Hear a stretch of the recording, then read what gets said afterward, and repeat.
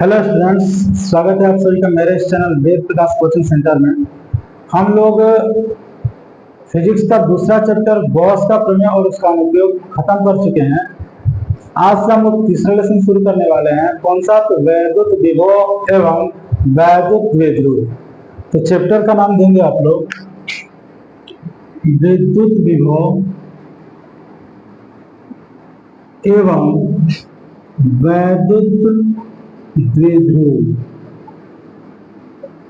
ठीक है, देखिए विद्युत और वैद्युत एक ही होता है, ठीक है, इन दोनों में कोई अंतर नहीं है।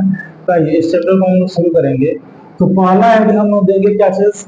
वैद्युत विभव। पहला हेडिंग क्या है? वैद्युत विभव। अब समझिए विभव होता क्या है। जैसे मान लीजिए कोई दो आवेशित वस्तु को हम क्या कर रहे हैं, एक दूसरे के संपर्क में लाते हैं। जैसे मान लीजिए यहाँ पे कोई दो वस्तु और ये दोनों वस्तु को हमने क्या किया? आवेशित किया, ठीक ना। और इसमें मान लीजिए आवेश Q1 और इसमें आवेश क्या है? Q2 है। और जब इन दोनों को हम संपर्क में लाएंगे, ठीक ना, तो इसके बीच आवेशों का क्या होता है? प्रवाह होता है। क्या होगा? आवेशों का प्रवाह होगा। और होगा किधर? तो यदि यहाँ पे मान लें कि Q1 is greater than Q2, तो हमेशा अधिक से कम की ओर क्या होगा? आवेश का प्रवाह होगा। अरे सुना, जिसका आवेश अधिक होगा वो अपना आवेश क्या करेगा? दूसरे को देगा। और ये कब तक प्रक्रिया होती है? जब तक कि इन दोनों का आवेश क्या हो जाए? समान न हो जाए। अरे सुनना, तो हम क्या कहेंगे विभव के बारे में कि विभव एक प्रकार की वह राशि है जो आवेश प्रवाह की दिशा को क्या करती है? निर्धारित करती है। या दो आवेशित वस्तुओं के मध्य आवेश प्रवाह की दिशा को व्यक्त करती है। अरे सुनना, आगे देखेंगे। ये तो मान लीजिए ऐसा परिभाषा है। किताब में जो परिभाषा दिया गया उसको समझिए। जैसे मान लो कि वैद्युत क्षेत्र, वैद्युत क्षेत्र आप लोग पहले क्षेत्र में पढ़ चुके हो। क्या होता है वैद्युत क्षेत्र? आवेश या आवेश समुदाय के चारों ओर का वह क्षेत्र जहां पर आकर्षण या प्रतिकर्षण बल का अनुभव करता है वही क्या कहलाता है? वैद्युत क्षेत्र कहलाता है। अब मान लीजिए ये वैद्युत क्षेत्र है, इसमें कोई ना कोई आवेश होगा। अब क्या करते हैं कि हम किसी आवेश को अनंत पर रखते हैं। कहाँ रखेंगे? अनंत पर। मान लीजिए क्या है? अनंत। और अनंत पे हमने क्या किया? तो परीक्षण आवेश Q0 को रख दिया। आ रहा समझना? तो इस वैद्युत क्षेत्र में स्थित किसी भी बिंदु तक, यहाँ चाहे यहाँ चाहे यहाँ, जहां मन करे वहां, इस वैद्युत क्षेत्र में स्थित किसी भी बिंदु तक इस आवेश को जो हम लाते हैं और लाने में जो कार्य करते हैं वही इस बिंदु का क्या कहलाता है? विभव कहलाता है। समझाया? एक बार और समझिएगा। वैद्युत क्षेत्र में स्थित किसी बिंदु तक परीक्षण आवेश Q0 को अनंत से लाने में किया गया कार्य क्या कहलाता है? उस बिंदु का विभव कहलाता है। कोई दिक्कत? अच्छा, विभव है कैसी राशि? ये एक प्रकार की अदिश राशि है। आ रहा समझना? चलिए आइए देखते हैं इसके बारे में। पहले परिभाषा वैसे सब लिखा जाए। देखिए लिखेंगे विद्युत विभव वह भौतिक राशि है जो दो आवेशित वस्तुओं के मध्य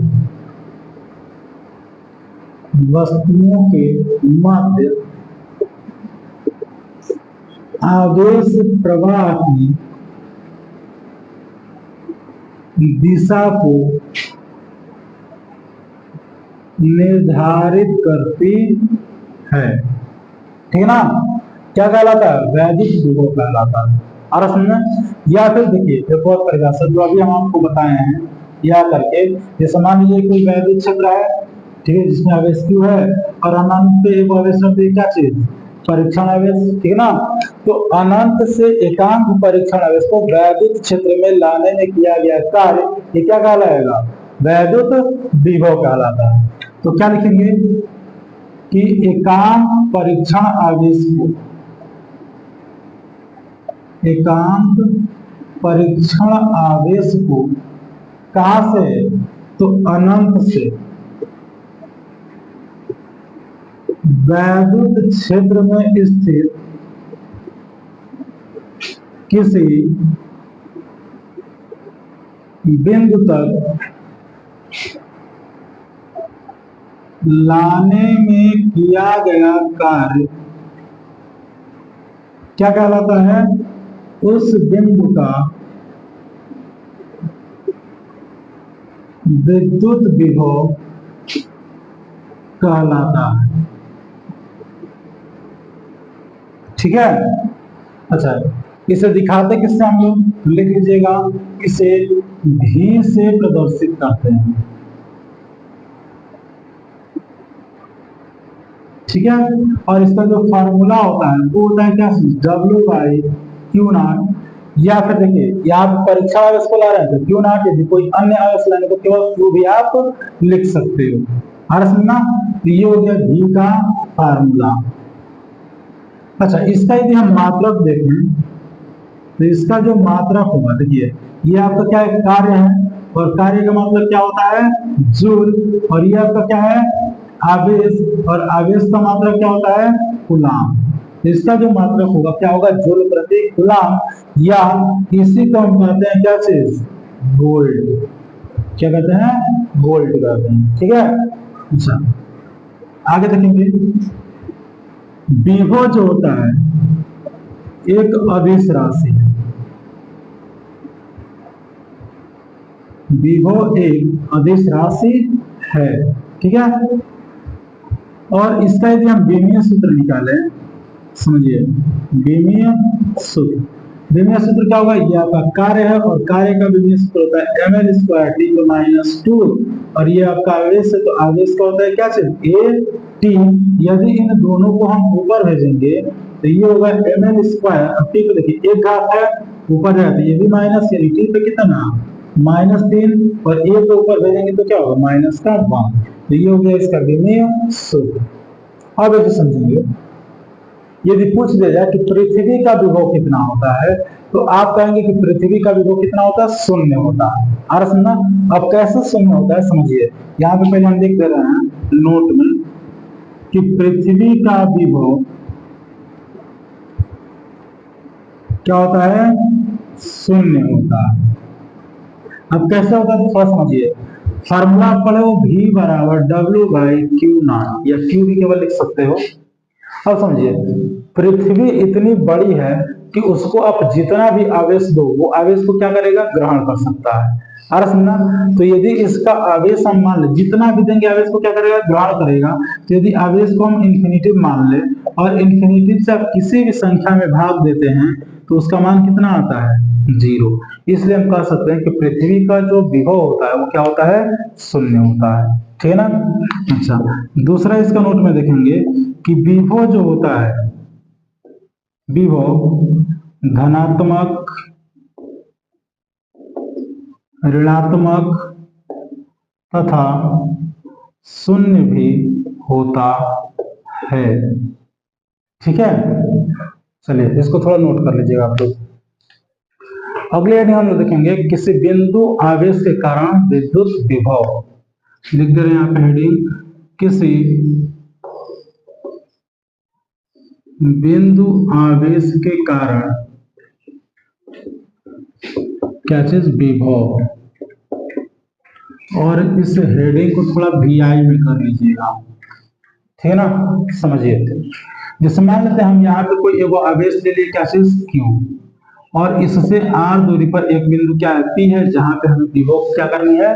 गणना करनी है। अच्छा, विभव होगा कब? जब हम अनंत से किसी परीक्षण आवेश को हम क्या करेंगे? इसके क्षेत्र में लाएंगे। और समझना, तो हम मान लेते हैं कि यहाँ पे अनंत पर एगो परीक्षण आवेश क्या है? Q0 रखा गया है। और समझना, अनंत पे एक परीक्षण आवेश क्या है? Q0 रखा गया है। ठीक ना। इसको हम क्या करेंगे? ले करके आएंगे कहाँ? बिंदु P पर। इसका मतलब क्या कि इसका विस्थापन करेंगे हम किधर? इधर।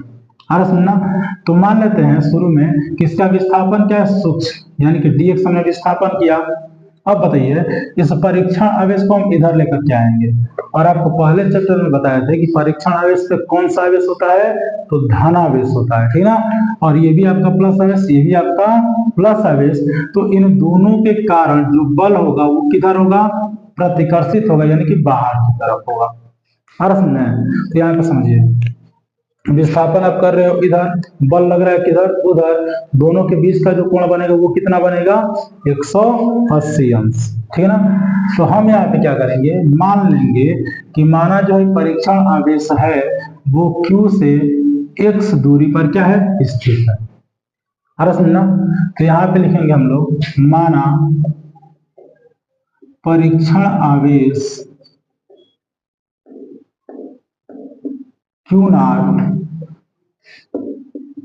x दूरी पर स्थित है, ठीक ना।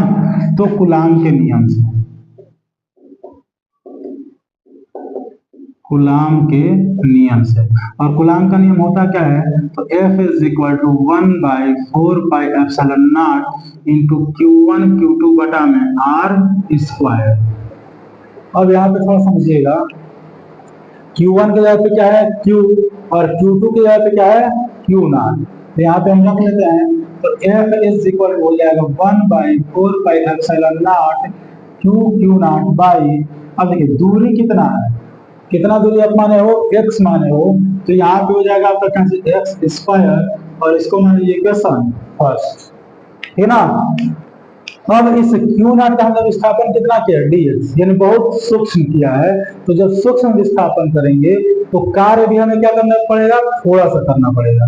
जब विस्थापन थोड़ा सा किए तो कार्य भी थोड़ा सा, अरे समझना। तो यहाँ पे लिखेंगे हम लोग क्या चीज, अति सूक्ष्म विस्थापन, अति सूक्ष्म विस्थापन कितना, dx करने में किया गया क्या चीज, कार्य। और जब विस्थापन सूक्ष्म तो कार्य भी सूक्ष्म, और कार्य बराबर होता क्या है, बल गुणे विस्थापन गुणे cos थीटा, ये होगा F dx cos थीटा। अब देखिए बल का मान आप निकाल चुके हो, ये हो गया dw बराबर 1/4πε0 Q not by R square into dx cos, अभी आपको थीटा बताया गया है, विस्थापन आप कर रहे हो इधर, बल लग रहा है किधर, उस दिशा में, तो दोनों एक दूसरे के विपरीत है, तो बीच का जो कोण बनेगा वो कितना बनेगा, 180 अंश। और cos 180 अंश का मान आपको पता है कितना, -1, और -1 से इसमें गुणा करेंगे तो ये हो जाएगा -1/4πε0 Q not by R square, sorry R नहीं, यहाँ पे क्या है x है, ये हो गया एक्स स्क्वायर, ठीक है, इंटू dx। अब यहाँ पे थोड़ा समझेंगे, हमने थोड़ा सा कार्य निकाल लिया। यहाँ पे हमें क्या चाहिए कि इस आवेश को हम अनंत से कहाँ ला रहे हैं, तो r दूरी पर ला रहे हैं, अरे सुना। तो r दूरी पर लाने में किया गया क्या करेंगे, हम लोग कुल कार्य निकालेंगे, और कुल के लिए आपको पता है क्या करेंगे हम लोग, इसका समाकलन। तो थोड़ा समझिएगा, Q नॉट को कहां से, अनंत से R दूरी तक लाने में किया गया क्या चीज, कार्य। समझिए, अब इसका क्या करेंगे हम लोग, समाकलन। देखिए ये हो गया dw, और इधर भी आप समाकलन करोगे किसका, तो -1/4πε0 Q not by x square into dx। अच्छा, इस आवेश को हम कहां से कहां ला रहे हैं, तो इंफिनिटी से r तक। अब मान लीजिए कि शुरू में इंफिनिटी था, तो शुरू में किया गया कार्य कितना, 0, और जब r दूरी पे लाए हो तो किया गया कार्य कितना, w। अब इसका हम करेंगे क्या, समाकलन। समझिएगा इधर, यहाँ पे कुछ नहीं तो क्या मानेंगे, 1, और 1 का समाकलन हम जिसके सापेक्ष करते हैं, अर्थात w के सापेक्ष है तो क्या हो जाएगा w, और इसका जो लिमिट है वो है 0 टू w। अब देखिए यहाँ पे हमें समाकलन करना है x के सापेक्ष, तो x से जो कुछ भी मिलता जुलता है उसको रहने दे रहे हैं, बाकी सबको हम कहाँ करेंगे, बाहर। देखिए -1/4πε0 Q नॉट आ जाए कहाँ, बाहर, तो बचेगा क्या, इंफिनिटिव टू आर। अब यहाँ पे समझिए एक्स स्क्वायर नीचे है, यदि इसको ऊपर भेजेंगे तो इसका घात क्या हो जाएगा, चेंज हो जाएगा, प्लस में तो किसमें हो गया, माइनस में। अरे सुनना, अब इसका कर दीजिए समाकलन। तो समाकलन करते समय हम क्या करते हैं कि घात में एक जोड़ते हैं और उसी घात को हम कहाँ लिखते हैं, नीचे। अरे सुनना, अब देखिए यहाँ पे रखेंगे पहले अपर लिमिट और लोअर लिमिट रखते समय हम क्या लगा देते हैं, माइनस, और ये हो गया 0। यहाँ पे क्या होगा, तो -1/4πε0 Q0, और इसका जब हम समाकलन करेंगे तो घात में जब एक जोड़ोगे तो -2 प्लस 1 क्या होगा, माइनस का 1, और यही घात आप कहाँ लिखेंगे, नीचे, और इसका जो लिमिट है वो है इंफिनिटिव टू r।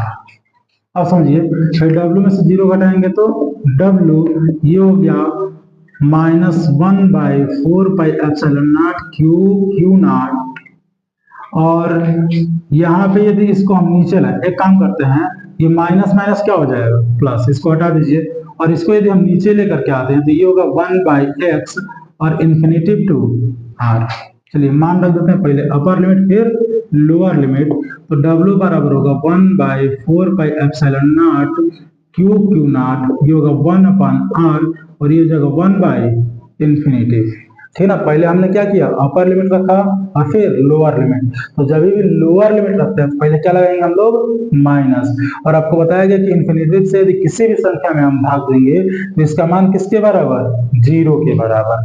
तो यहाँ पे यदि हम लिखना चाहें तो W बराबर लिखेंगे 1/4πε0 Q0, और ये चूंकि हो गया आपका 0 तो बचा क्या, 1/r, और 1/r से गुणा करेंगे तो क्या होगा, बटा में r। अब ये क्या निकला है हम लोग का, कुल कार्य निकला है।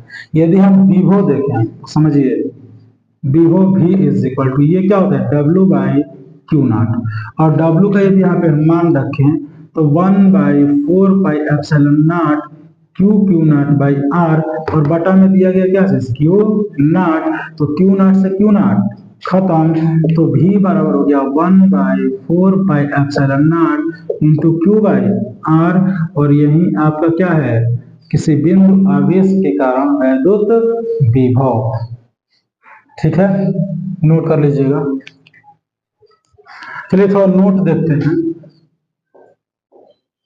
नोट पहला, यदि बिंदु आवेश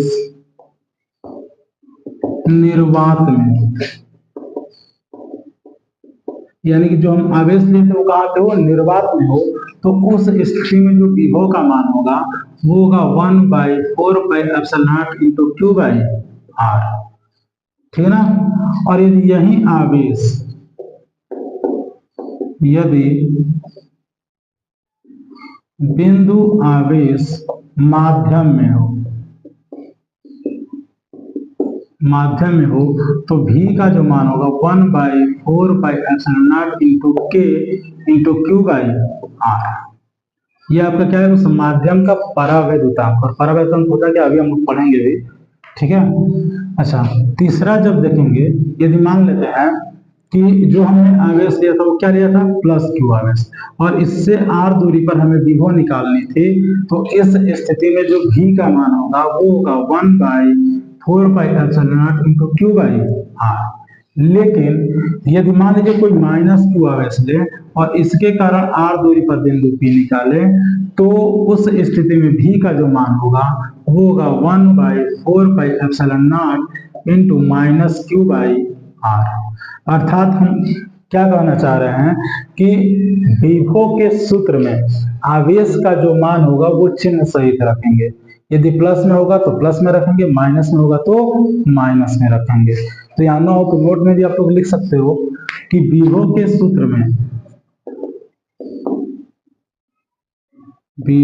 सूत्र में आवेश का मान चिन्ह सहित रखते हैं। ठीक है, चलिए नोट कर लीजिएगा। अगले देखेंगे हम लोग विभव के अध्यारोपण का सिद्धांत। ठीक है, और इसको भी ना हो तो इम्पोर्टेंट कर लीजिएगा, अध्यारोपण का सिद्धांत पूछा जाता है। ठीक है, तो हेडिंग दीजिएगा विभव के अध्यारोपण का सिद्धांत। ठीक ना। तो समझिए अध्यारोपण का सिद्धांत होता क्या है कि जैसे मान लीजिए यहाँ पे हमने एक बिंदु ले लिया ना, और इससे दूरी पर Q1, Q2, Q3, Q4 और इसी प्रकार Qn ना। और मान लेते हैं इस आवेश की दूरी इससे कितना R1, इसकी दूरी मान लेते हैं R2 और इसकी दूरी मान लेते हैं कितना R3 और इसकी दूरी मान लेते हैं इस आवेश का R4 और इसी प्रकार इस आवेश की दूरी मान लेते हैं क्या चीज Rn। समझना। तो यहाँ पे थोड़ा समझिएगा। अब देखिए इस आवेश के कारण इस बिंदु पर विभव उत्पन्न होगा, इस आवेश के कारण भी इस बिंदु पर क्या होगा विभव उत्पन्न होगा, तो अभी हम लोग पढ़े हैं। ठीक है ना। तो किसी बिंदु पर ठीक है ना विभव का परिणामी योग जो होता है इन आवेशों के साथ जो परिणामी होगा इनके बीजगणितीय योग के क्या होगा बराबर होगा। मतलब क्या कि इस बिंदु पर जो परिणामी विभव होगा वो इन आवेशों के कारण जो विभव होगा इनके बीजगणितीय योग के क्या होगा बराबर होता है। लिखा जाए किसी बिंदु पर कई आवेशों का परिणामी विभव उनके बीजगणितीय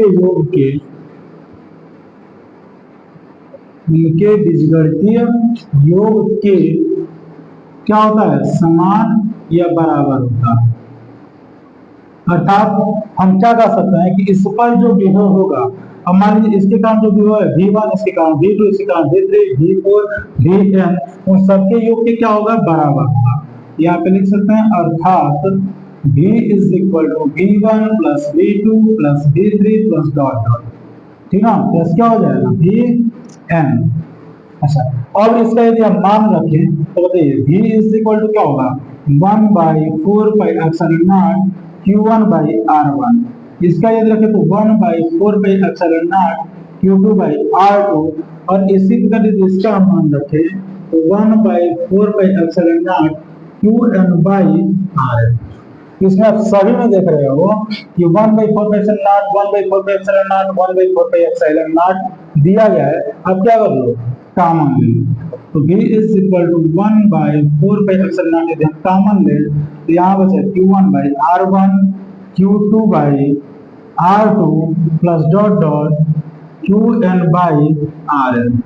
ठीक है तो इसको हम सूक्ष्म में कैसे लिख सकते हैं योग को हम सिग्मा से दिखाते हैं। आप लोग पढ़ोगे माध्य में V is equal to 1/4 pi epsilon naught इसको हम लिख सकते हैं Q बाई R और जहां पे मान लेते हैं I is equal to 1 to n तो यहाँ पे आप कैसे दर्शाओगे QI बाई RI। ठीक है ना।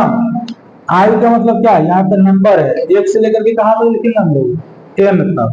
आ रहा समझ में। तो ये आपका क्या है अध्यारोपण का सिद्धांत। ठीक है इसको नोट कर लीजिएगा।